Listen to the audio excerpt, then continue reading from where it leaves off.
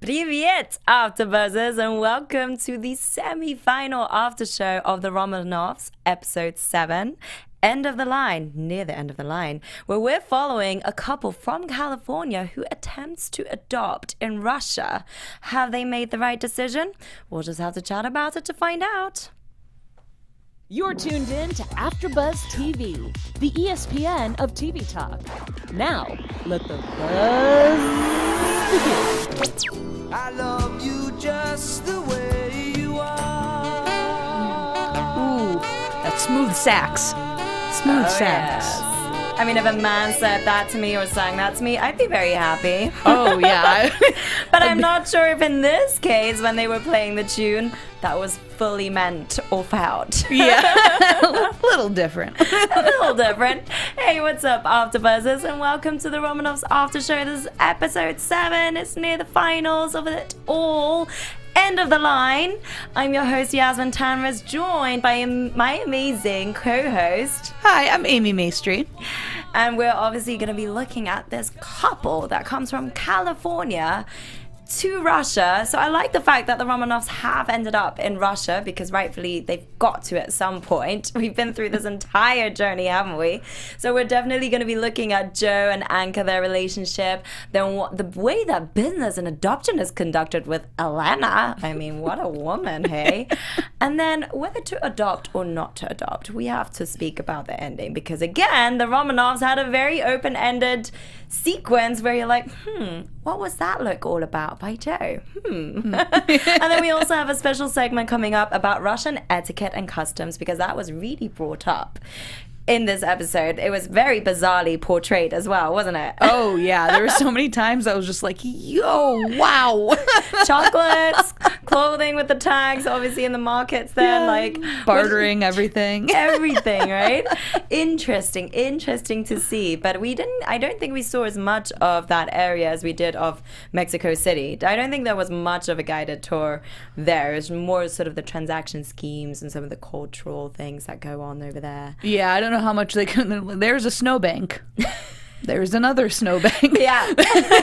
There's a bigger snowbank. So what did you think overall of this episode? I was excited going into this one because I'm a massive Kathryn Hahn fan. So I'd been waiting for her episode all along. And I gotta say, very similar to a lot. Slow moving, kind of weird pacing for me, but I think so many of the conversations between Anca and Joe were just really captivating, and they kept you kind of going back and forth on whose side you're on almost at times too. So I think for me the performances made this episode, but I think it brought up a really interesting subject and something that isn't talked about normally, so it is I like interesting. that. Yeah. Yes, I also felt like, again, the pacing of this was slow, but at the same time, it kept it very real, and that's what, very much appreciated by the fact that they have such great actors. And yes, Kathryn Hahn gives a phenomenal performance. You can really feel her emotions in this. And like myself, I mean, I want to have 2 kids, and I also want to adopt one, and so it's very interesting to see some of the discussions that evolve around adoption and where you're going to adopt and for what reasons and how the whole process goes along. Yeah. So I think it was a great episode in that sense to have the reality, the real nature of it, and the pacing of it is so real as well, because in films normally things are rushed, but this was at an appropriate timing for the conversation and the topic that was being highlighted in this. Yeah, and I think when the stakes are so high, that's when it was great to get to see the performances in this. And I know we talked a little bit before we went on air about how critics seem to like this episode more than others. And I know I was reading a lot of articles that they were just Kathryn Hahn, which Yes. Totally. I was, you know what? I was pleasantly surprised by that fact that a lot of reviews and critics out there had been very happy with this episode, and it's sad to think that actually this is the semi-final episode of the entire series, because this one wasn't like other episodes in which these 2 main characters were there was nothing to hide, even though to begin with we weren't quite sure why they were packing the things that they were packing, what they were packing for, and what kind of a journey they were going to go in for. But as we we got, like, as the story was unfolding, like, there was nothing that was so hidden as to, say, for instance, in the first episode where we're like, oh, wait, you now has she's fallen in love with Greg, and it was just like certain things that were like out of the blue, whereas this is just the ending that's a little bit like questionable, which we'll talk about. But first, I do want to speak about the relationship between Joe and Anka. What did you think of their characters and their dynamic? Yeah, I thought that they were a good team, you know, like until the end when you're like, oh God, have you guys ever spoken to each other? But I really thought that they were a good pair, you know, like they seemed to really have it together, you know, like they had all their stuff ready. And I loved the ongoing theme of him just always sleeping and her, like, he just passes out. Too? Yeah. But I thought that they complemented each other really well, just as, like, characters and also the actors, too. Yeah. I mean, I thought they were such a sweet couple. There was something so natural about them because, you know, often we see in movies, and I know I keep on saying a movie because this is just a long form of a show. It feels like a movie in that respect, and it's such, like, close-up, intimate setup with this couple, but like I felt like it was very real because, you know, it's not all about like lovey-dovey and having to show affection for each other the whole time, and you're really like getting an insight as to like some of the struggles and battles that you go through when you're traveling together as a couple, and you know, you just like you're just so cold and you just want to wrap up and you're just like curious, you're not like all over each other. I just really appreciated that. And granted, I mean, they've been married for over 15 years, it seems. Yeah, and that's a good point, that they were just very effortless together as a couple, which was nice. You didn't need to see a lot of like all that like overdone affection or anything. They just did a really good job of just letting them be, and like they're there on a mission. Exactly. You know, like they're a team. They're going in. Yeah. I mean, actually, at one point I was questioning, are they friends or best friends or are they sister brother? Like I wasn't quite sure at one point until there was a little bit more affection and everything, because they fell asleep like fully clothed and separately. You know, there was no kissing or anything. You know. I mean, to be fair, I think if I was in Russia, I would never take a single piece of clothing off. I wouldn't be able to shower. I wouldn't be able to do anything. I just honestly, yeah. I felt it. I even felt that cold. I was like, oh God, I'm so happy in LA. It's so warm. And I was just in my eyes, so warm, and like being there. And that's one thing that I want to add to like Russian etiquettes and custom, is that Russians are they take a lot of pride to the fact that they're able to battle through weathers and hardships and stuff like that. Whereas we're like chickens. They are, like, and you can tell like in everything about their culture and just like how, you know, they're just like they're strong in so many senses of the word. And when that's the weather you're dealing with, I get why you'd be that strong. Yeah. And why we're all just like, meh, it's 60. Honestly, I don't know how they do it. And before I want to actually really jump into Elena and like her presence and the way that she was dressed in this cold, you've got a little message for our viewers and audience and listeners. Yes, all of you guys. I got one for all of you guys. Our network produces after shows for nearly all of your favorite TV shows, from dramas, reality TV, sci-fi, and more. There's no network that works harder to serve television fans. But we do need your help. We're asking that you please subscribe to one or more of our YouTube channels. By subscribing to our channel, YouTube will suggest content that's tailor-made for you, and you'll help AfterBuzz continue to grow. And if you're worried about pesky notifications, don't be, because they're optional, so you do not have to get those. So right now, just hit that subscribe button for this channel and check out our other AfterBuzz YouTube channels as well. Let us know you did so in the comments, and we'll make sure to thank you on air. So for now, thank you for being the best fans and for helping us become the ESPN of TV Talk. Yay! Thank you so much, Amy. Yes, do tune in and follow our live chat as well. Let us know if you thought this was the best episode as well, just like so many reviewers and critics, and whatever thoughts come into mind. This was another, I think, what I appreciate about this series is that every episode not only just delves into a different setting and relationship and people, although there are some connecting like stories as we found in this one as well, but it's just like opening up a conversation about huge topics through the characters that are like that we can all take away from. Yeah, and I think that's where this episode did work a lot better for me than, like, say, I know we talked a lot about the Me Too episode with the accusations, because I feel like they did a better job through Joe and Anka of showing both sides of what happens in a situation like this. They both had so many valid points and valid arguments on their side, whereas in the Me Too one, you didn't get that. You know, like, I feel like a lot of times when they're trying to have a message in a lot of their shows this season, it got kind of muddied. You know, they never really quite got there, but I feel like this did a good job of really saying, here's the issue we're talking about, here's the conflict, and here are the two sides kind of battling for it. I appreciate that, and I think maybe that's why it did so well. Yeah. Because at least with this message, there was something that you could decipher and make of it, whereas the other was just like, okay, well, what are you trying to say? The end of every other episode, I just sat there going... So, what just happened? Work my way through it. But this one was appropriate. And you know what, like, going back to Joe and Anka, at that point when they were at the hotel, I loved the fact that she was sitting at the restaurant having caviar for breakfast and thinking like, Russia, you are such a rich country. Caviar is just so cheap over there. It's true. God. And then she becomes teary when she sees a child. That was such a great performance on her behalf. Yeah. I did question, like, why is she becoming teary though? Like, what happened? And so that was like a cool sort of setup to then know, okay, this is what's going on within that journey. Yeah. I think that they did a good job of having the first part of this episode be a slow burn of figuring out what was going on. And there was so much tension throughout this episode too, from beginning to end. Like, you found yourself just everything was very intense the way that they did it. And I think, yeah, again, credit to Kathryn Hahn and her performance. She really just like took us on a journey with everything that like about to be first time mom would be feeling, especially after having gone through everything that they went through to try to have a baby and then to be doing all this. Like, I mean, I think the tension just radiated off of her. Especially in a foreign country where you barely understand or just don't understand anything. Yeah. And so going into that, the way that business and adoption is conducted with Elena.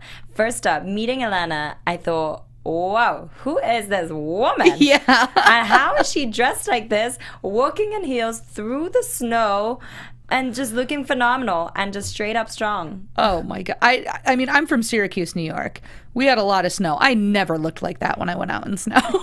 It's more like Kathryn when she was on the flight. I appreciated that too, like this really rough, grungy look. Yeah. Where it's like, yeah, after 16 hours flight, of course you're gonna look like that. Yeah. And on the streets, you're gonna look like that when it's super cold. Yeah, like I'm wearing like 15 layers of clothes right now. But then, man, she's gorgeous. I mean, I gotta say though, there was quite a few Russian women in this episode that I was like, whoa. Russian women are known to be, notoriously known to be so beautiful and just so well preserved and dressed, and especially that one woman in the airport as well, when she was so strong-willed speaking in Russian. I thought, wow, I want to speak Russian like that now. And have that kind of confidence attitude. For real. So she's a very interesting woman. What did you think about her? Did you, because I felt like something dodgy was happening straight up. Yeah, I think she did a really good job as an actor to play it in a way that you're like, oh, she's really nice, but also like something seems off. Like, and credit to the writing too, the way that they had her do certain things or say certain things, but she always came off as you're like, oh, I like her, but also I think she might be up to something and I'm not sure what. Like, character-wise, she seemed so friendly. But then, like, first stop, for instance, when they're, like, in front of this house and she's like, where's the money? Like, give me the money. And then she does an exchange. And then you're like, oh, that's actually a nice thing, because then they don't lose out as much through interest charges and stuff like that. So it's, like, privately interchanged, right? And then she's very much on point with all these gifts, chocolates and whatnot, that kind of an exchange. But I genuinely thought at one point, okay, first I was like, well, Anka, does she have an American citizenship, or what's going on? Why does she have to give the papers? Why is she not allowed to go inside? Why does she have to handle everything? I thought Elena was like trying to get away with something, like go to America maybe. They did a really great job of making like this dark aura around her where it's like sort of unobtainable to know what's going on, but also like liking her in a weird sense. That's a really good way to put it. Because, yeah, she was very likable, but you did always, like you said, yeah, that dark cloud, that's a really good way to put it, because it was always kind of following her. I thought it was interesting how she said to Joe, don't smile because people will think you're crazy. That was one of my favorites. Don't do that again. What? Smile. So is that kind of like a endearing way of explaining as to why Russians could be so serious, tough, and harsh or something? I think maybe. We got a good sense of basically how that environment is filled with a lot of military men. Homophobia, she made this comment of like gay people not being able to adopt, and then of course, you know, don't be too friendly or smiley or else people will think you're crazy. Okay. It's very welcoming. I really am curious about Russia. I really do want to go over there and see, and I will take note of these things. Yeah. And I think it was the perfect way. I mean, because obviously, you know, it was nice to see them in Russia because of the Romanoffs finally, you know, kind of like going full circle and actually having an episode be based out of there. But I think, yeah, as we went on, they did such a good job of kind of depicting that whole culture there. And I think they did a really good job of that in this episode. Yeah. I mean, I thought it was interesting how, let's say at the hotel, for instance, so everything was fairly slow in space to give us time to really get to know these personalities and give us a lot of breathing space and everything. But like, as soon as we see Eleanor the following day when she comes to pick us up, I'm already saying us as if we were there, as if we are them. Joe and Anka. It was that good. It was that good. I felt like I was there. I was taken on this journey, on this ride with her. The camera moved so quickly, like up her legs, like she's wearing Louboutins. They obviously emphasize that, and then her like whole demeanor with this fur outfit. Yeah, that is funny how she says, oh, this is not Russian fashion. This is just that we have to wear fur. Yeah. And I think that's a good statement to make, to be honest. That's true. Yeah. But do you think, okay, so when they went to because we then find out throughout in the car that they're going to adopt a child, getting over to the director of this orphanage, how do you think, you know, that was conducted? Yeah, I mean, it all seems so shady, like from them like going in through that door that looked like they're walking into a prison, and then like the like empty hallways, like the set design on this was great too, because like as soon as you walked into that place, you're just like, ooh, like this does not look like a good place, and you're already kind of feeling very uncomfortable and tense by everything leading up to it, and then obviously having to translate everything doesn't make it any easier. And this woman is another like just hard ass Russian woman who was like not putting up with anything. So it was intense. It was pretty terrifying, actually. Yeah. And specifically Citibank, good. Like, okay, if it was American Bank, would that be good? I don't know. Bank of America. Yeah, I mean, I just felt like, I don't know. I've obviously not been in that situation of adoption.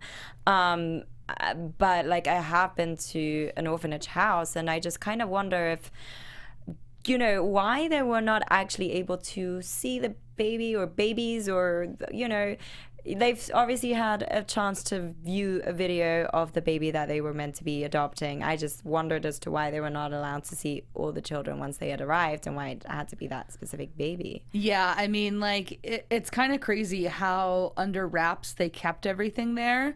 And just the way that no one, even towards the end, no one talked about anything, you know, like nothing was said, nothing was mentioned. And the fact that, yeah, it's just like, here's the baby. You can spend 5 minutes with the baby, see no other children, and then that's it. Yeah. Very weird. I mean, it was just all that, like... I liked, okay, let's say, the fact that they were speaking Russian, it annoyed me that there were no subtitles, but I know why they did it, obviously, to, like, distance us and not really know what's going on. Genuinely, I actually want to look this up, though, what they've said. But pianitsa, we've now found out, it's through alcohol, so the kid might have been, you know, it was diagnosed with fetal alcoholism, I think, yeah. Yes. And that's an interesting thing, you know, when you're going through adoption, you just never know how the child is or what stage. Yeah. And I guess this would be going into our following topic as to, you know,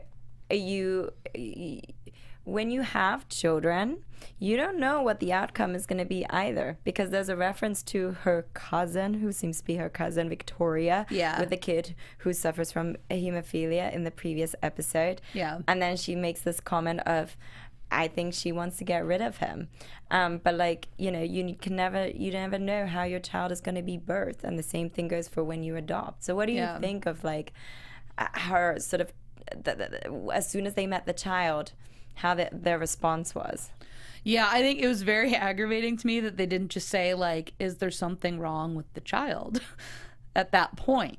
Like, it spiraled into this whole thing, and I'm like, why didn't you guys just ask? I mean, they probably would have lied at that point, too, but still, like, they didn't even really bring it up, you know? They kind of were, like, very timid about kind of mentioning it once and then just dropped it. But, I mean, if you're going to have that strong of a reaction to something being wrong with the baby, then bring it up. So I was just kind of pissed at them at that point. Yeah, I mean, okay, I also don't want to be like, okay, this is shopping, because she's like, shopping for kids. Like, well, okay, it is 50 grand. It is a lot of money. And like, okay, she wants to be, you know, going in with a clear conscience, and it is for life. You know, you have to care for your baby. And if you think this baby's not going to last long, that is so sad. That is heart-wrenching.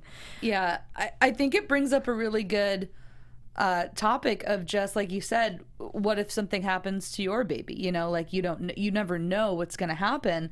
And I think it's an interesting thing to think about, because like if it happens to a baby that you have birthed, it's got to be a different feeling than when you go to an adoption agency and get a child, you know, because it's still going to be your child, but it's not, you know, there's that fine line. So I thought that was a really interesting thing to bring up, and why their conversations and arguments were so valid on both sides, because there's a lot of different ways that you're gonna have to look at that. Yes, I mean, on both sides, I felt like they were correct. I wasn't able to choose at all. You know, he's obviously been through abandonment issues, and from his father, as we kind of get that sense, and there was an interesting scene as well of like, okay, let's talk about these two scenes of which he ends up leaving her after this discussion, and she is then at the bar speaking to the prostitute.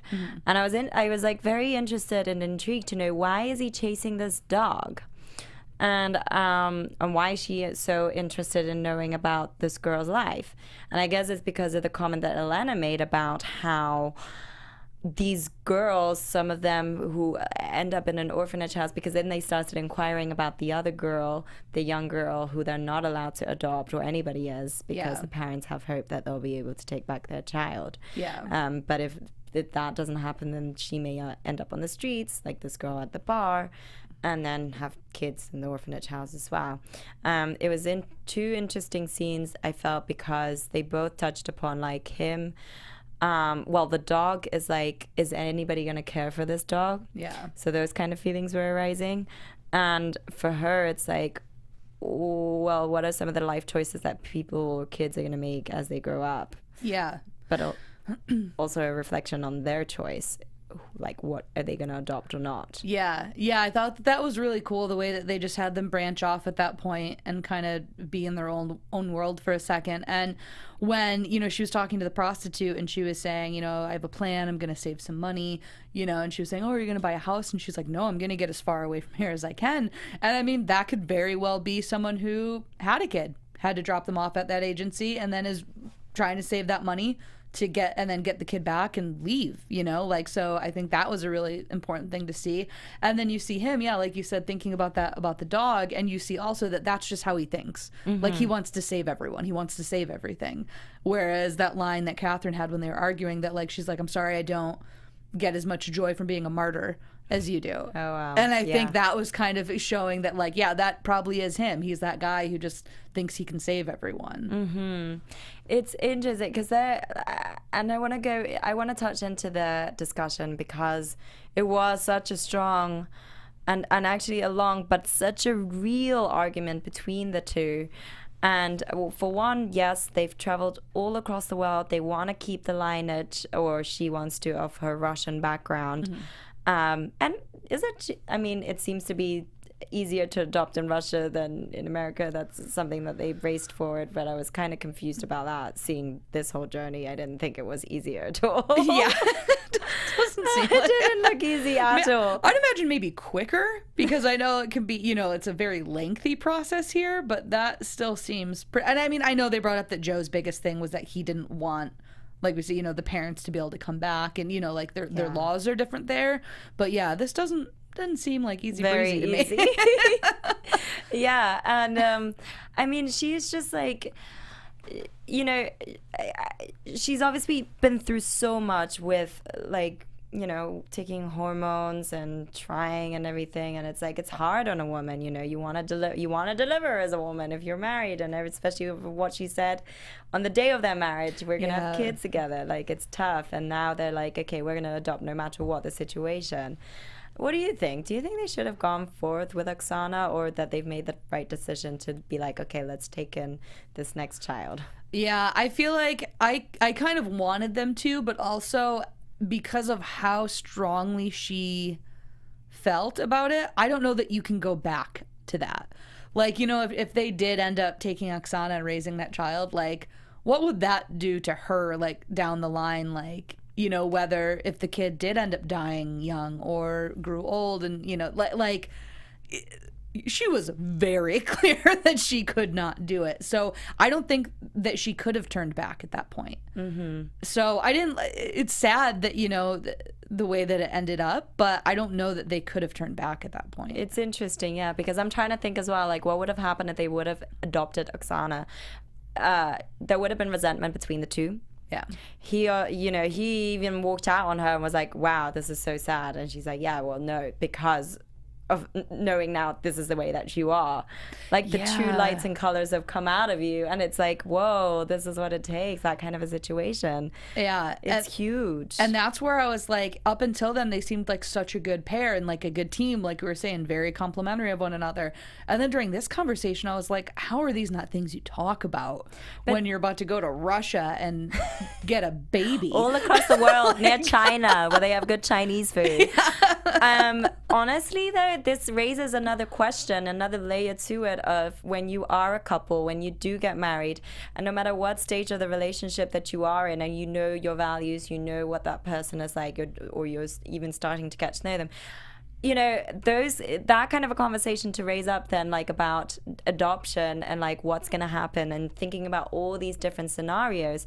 Sometimes that is the norm though. You're going to leave out a little tidbit where you're like, oh my God, like, I didn't know that you would react this way. Yeah, and like, what a bomb for them to be there that deep into it and then just have no idea that the other one felt that way. Like, yes. Yikes. And then, of course, Romanoff's style, as it should be, brings another baby along the way with a surprise. So that was like, to me, that was a surprise element of this episode, because every episode had a surprise element. Yeah. And then to the fact that they easily were like, okay, yep, we're taking this one. Yeah.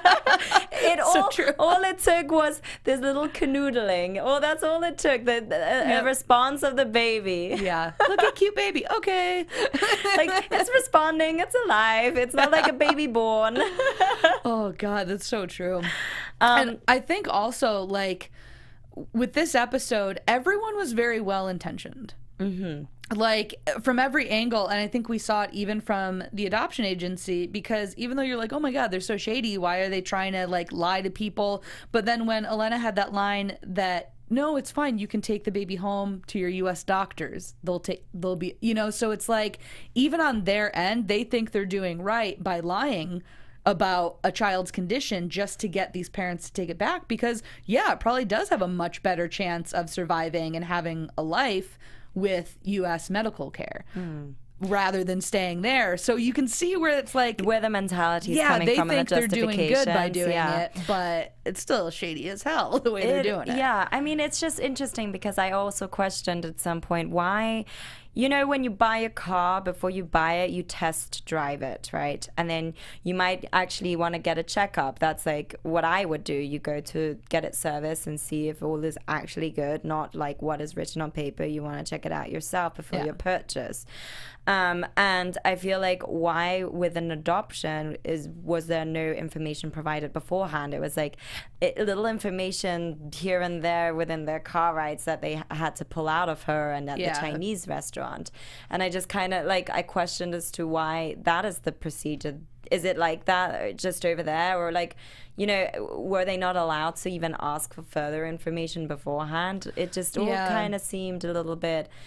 A lot of questions. Yeah.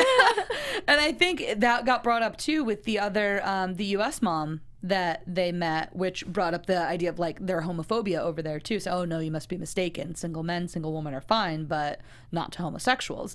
But her mom, you know, you could tell her mom wasn't excited about it. She was like, well, that's the thing. You don't know what you're getting by doing it here.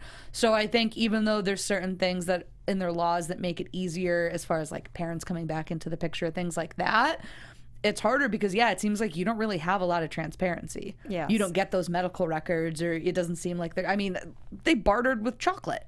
They bought a baby with chocolate, essentially. the chocolate-covered fingers, as Joe says. It's an interesting point that you brought up, Patricia, because she's like, I find Patricia and Joe are very similar in their perspective of like adoption or children and things that you just don't know what a result is if you do take on that commitment, but you should commit no matter what, right? Yeah. So they seem to be more like, and I love the way that Sean T. Collins from Vulture puts it, that Anka, in comparison, she feels crushed and defrauded and does not want to adopt this baby, whereas Joe feels empathetic and obligated and wants to do so no matter what, which I feel like Patricia, her reasoning was the same as Joe's in a sense of like, you know, these kids are better off with us no matter what their condition is. At least we're saving them, bringing them out of the situation. And I will say this, not to detract too much, but like when I was at an orphanage house, it was in Africa with kids suffering from HIV, and it made me realize, you know, it's tough for them to be adopted because of their conditions or because their parents had it, and that's why they ended up there. And, you know, these kids just want to be loved. They just want to feel love and get out of the situation no matter what. And then it's up to the parents if they're willing to take that on or not. Yeah, that's true. And that's exactly what was going on here. Yeah. So I think, you know, this was another deep episode, very well done. Reflecting upon all the other episodes as well, because every one of them had a great message, I felt. Yeah, and I think this one did do probably the best job, in my opinion, of like actually conveying that message. And I think that's what you can contribute to a solid like two-person scene with their argument. You literally heard every argument that there could be on either side of this debate between the two of them. Yes. And like you said, like I couldn't, at the end of it, I was like, I agree with both of them. Yeah. And you know what? Even though they went their separate ways after that, they came together. They still went through it. I think because their marriage is so stable and so long, and, you know, they've had their disagreement, a huge disagreement, and both points were very valid. And I think both of them could see that within each other. And so they abided to it the following day. But then, like, when she had that emotional outburst, especially when she saw those two chairs, which is a reference apparently to the house for special purpose, and to when the Romanoffs were shot, like she was getting very paranoid, right? Like, yeah. So this is definitely showcasing very well as well, like people from abroad coming into a foreign country, being in a location that's very foreign to them, and then feeling a lot of paranoia about certain things. And I just thought, oh my God, is this really going to happen? Is there really something going to go down where they're going to get shot or something? And she was really vamping it up. It really, my gosh, her performance, the whole episode had tension, but she really just took you through it. Like, you felt it. And I love that he then stepped in for her. He was like, my wife is very upset and I'm done with this. Yeah. I thought, yes, man, you've really stepped up for her now. Yeah. So all in all, you know, they ended up adopting. And what about that look, though? What about that look on that flight? Oh man, and that's why when you have a conversation like that where you realize just how differently, and I mean that's like, it's about something specific, but that's like goes back to just like a total like worldview or opinion, like, I mean, that is two very, very different opposite sides of a big thing. So I don't know, maybe stormy waters ahead. Well, after the discussion, some of the points that were raised, I think I thought to myself, that look was a look of, okay, now we're gonna have to play mother and father, knowing that this was the situation that erupted from it. But I think, to be honest, that look was also a point of, they lied when they had to be in front of the judge about this being Oksana. Yeah. Doesn't that mean that legally the parents of this child could come after them? Because it's on the records with the judge as Oksana, the baby. That's true. I hadn't even thought about that. And that was his biggest thing for why he wanted to go to Russia. Yeah, that was his biggest concern. Are we going to have a sequel? Maybe. The Russian prostitute comes back for her baby. That would be the mother. Yes, that would make complete sense. You never know.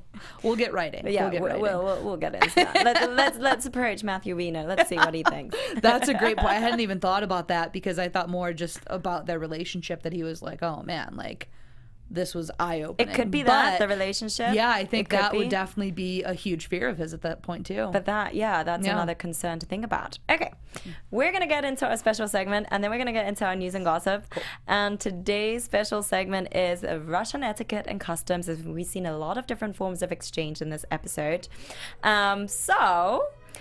Few very interesting points. Male on male greeting is almost bone crushing with your hands. So it's like real men, and you look in each other's eyes. Whereas if it's a male on female, it's a little bit of a less firm handshake. Females, when they greet each other, it's 3 kisses. And you start off on the left side of the cheek. So 3 kisses on the cheeks, left side first. Females only. Huh. Like my left side or their left side? So like your left side. So I think it works like left, right? Go, yeah. And close male friends may pat each other or hug each other. And in formal situations, you must use all 3 names. So if you're talking about somebody, or if you're introducing somebody and you're in a formal setup, you have to use their first, middle, and last name. Otherwise, if it's a friend or close acquaintances, you will say their first and their last name. And if it's very close friends and family members, then only can you use the first name. And if you're invited to a Russian home for a meal, you must bring a small gift. Male should be bringing flowers, just not yellow flowers. It's offensive. And don't bring baby gifts until after the baby is born, because that could be seen as bad luck. So these are a few, Russian etiquettes just for you, if you're considering of going over there and being hosted by a Russian family, and when you're meeting people and when you're in a formal versus an informal setup, now you know how to greet each other and how to treat each other. That is good to know. I'm booking my flight tomorrow. So, maybe bring some chocolates, some coffees, maybe some baby clothes if a baby has been born, only if a baby has been born. Only then. So what's going on in our news and gossip, Amy? All right. So, waiting for it. Gotta have my theme music. Oh, yeah. Gotta heat it up. Boil it up. I am, of course, going to talk about Kathryn Hahn more, if you weren't already expecting that. I actually found out about the Romanoffs through an interview that Kathryn Hahn did after a screening of Private Life, a movie that she just did on Netflix. She was saying how she had just wrapped, doing the Romanoffs. And so I wanted to bring up that movie specifically in an interview that she just did.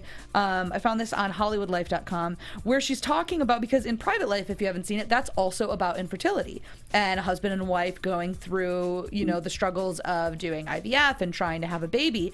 And so, she brought up the fact that, she's doing these 2 really heavy kind of storylines between the 2, although Private Life was just a very dark comedy. She said, I have tremendous amount of empathy, and my heart is swollen for anybody who's gone through infertility, in private or with any shame around it.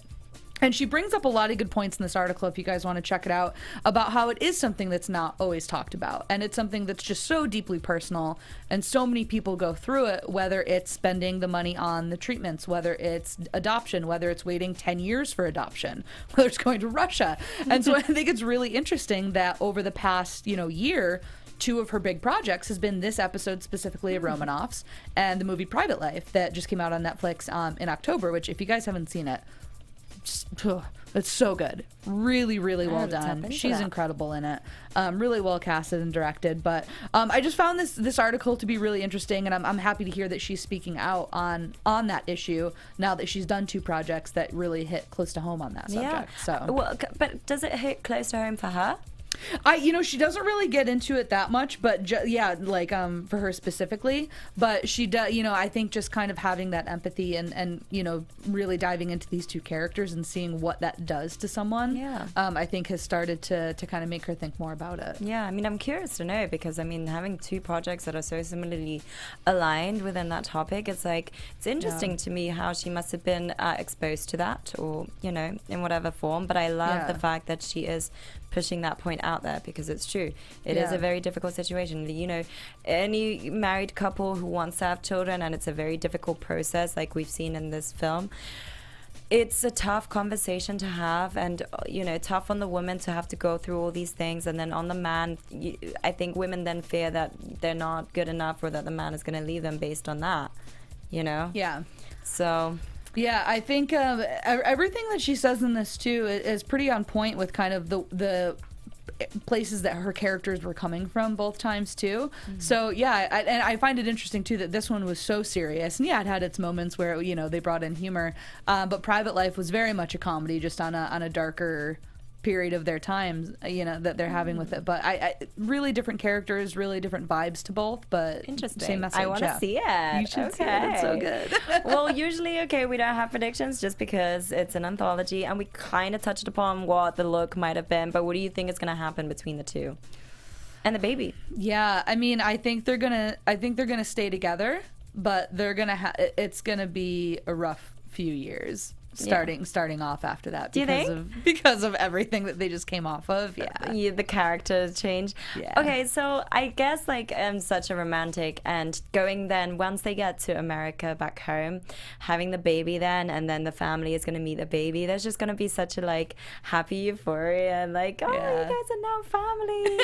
And I think he's going to just over time hopefully just kind of they'll forget about the conversation, and they're not obviously going to forget about the fact that this is where the baby came from and that's how it happened. But I think they will love the baby so much. The baby's going to grow into someone beautiful. They're going to love and nourish this baby. And he made that beautiful speech at the court as well. He did. Yeah, that really was well done. And I think, they may have some tough times, but I think they'll get the happy sitcom family ending, like a Boy Meets World episode. If you will. There we go.